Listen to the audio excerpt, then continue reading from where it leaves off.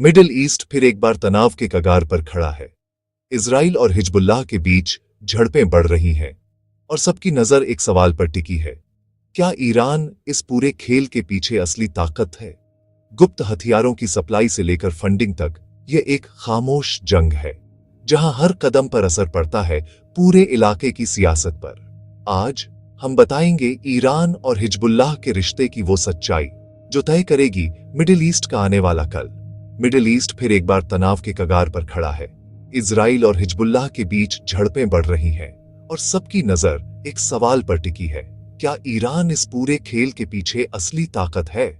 गुप्त हथियारों की सप्लाई से लेकर फंडिंग तक यह एक खामोश जंग है, जहां हर कदम पर असर पड़ता है पूरे इलाके की सियासत पर। आज हम बताएंगे ईरान और हिजबुल्लाह के रिश्ते की वो सच्चाई जो तय करेगी मिडिल ईस्ट का आने वाला कल। मिडिल ईस्ट फिर एक बार तनाव के कगार पर खड़ा है। ईरान हिजबुल्लाह का रिश्ता 1982 से शुरू हुआ, जब इजराइल ने लेबनान पर हमला किया था। ईरान की रिवॉल्यूशनरी गार्ड कॉर्प्स यानी IRGC ने लेबनान के कुछ शिया लड़ाकों को ट्रेनिंग दी। वही लोग आगे चलकर हिजबुल्लाह बने, जो आज दुनिया की सबसे ताकतवर नॉन स्टेट मिलिट्री फोर्स मानी जाती है। ईरान इसे मुकावमत का धुरा यानी एक्सिस ऑफ रेजिस्टेंस कहता है। तेहरान से लेकर दमिश्क और बेरूत तक फैला ये नेटवर्क सिर्फ सैन्य नहीं बल्कि विचारधारात्मक भी है। हिजबुल्लाह ईरान की वह फ्रंट लाइन फोर्स है जो इजराइल और वेस्टर्न प्रभाव के खिलाफ खड़ी है।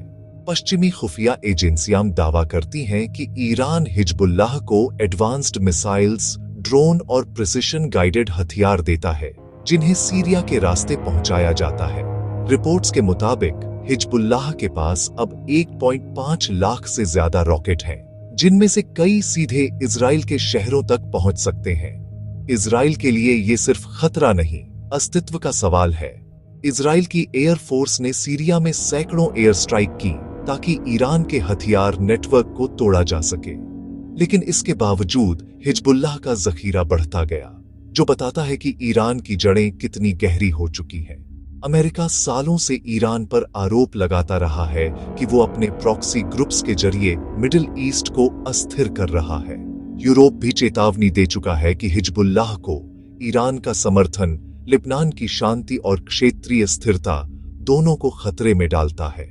लेकिन ईरान का कहना है, हम तो बस इजराइल के कब्जे के खिलाफ जायज मुकावमत कर रहे हैं।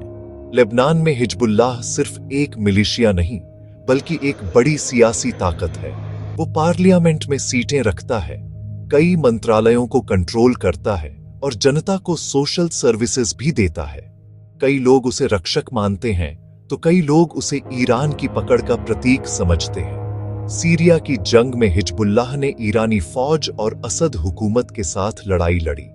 वहीं से उसे आधुनिक जंग की ट्रेनिंग मिली और अब वह सिर्फ लेबनान की नहीं बल्कि एक रीजनल फोर्स बन चुका है, जो यमन से लेकर इराक तक फैला हुआ है। अमेरिका और यूरोप ने ईरान पर भारी सैंक्शन लगाए हैं। अरबों डॉलर की ईरानी संपत्तियां फ्रीज की जा चुकी हैं। लेकिन जानकारों का कहना है, जब तक ईरान का मुकावमत वाला विचार जिंदा है, पैसा और सपोर्ट किसी न किसी रास्ते चलता रहेगा। असल सवाल यही है, आखिर दांव पर क्या लगा है? सिर्फ हथियार नहीं बल्कि मिडिल ईस्ट की ताकत का पूरा संतुलन। अगर ईरान का सपोर्ट ऐसे ही चलता रहा तो एक बड़ी रीजनल जंग छिड़ सकती है, जिसमें इजराइल, अमेरिका और खाड़ी के देश भी शामिल हो जाएंगे। विश्लेषकों का कहना है, हिजबुल्लाह ईरान की ताकत भी है और कमजोरी भी। वो ईरान को दबदबा देता है, लेकिन वही ईरान को टकराव के खतरे में भी डाल देता है। एक गलत कदम, एक ड्रोन स्ट्राइक और पूरा इलाका खुली जंग की आग में झोंक दिया जाएगा। दुनिया की निगाहें अब ईरान और हिजबुल्लाह पर हैं, दो ताकतें जो खामोशी में मिडिल ईस्ट का भविष्य लिख रही है। सवाल ये है, क्या ये खामोश जंग कभी खुली जंग में बदलेगी? ये था सटीक ग्लोबल, जहां हम लाते हैं वो कहानियां जो बदल रही हैं कल की दुनिया आज।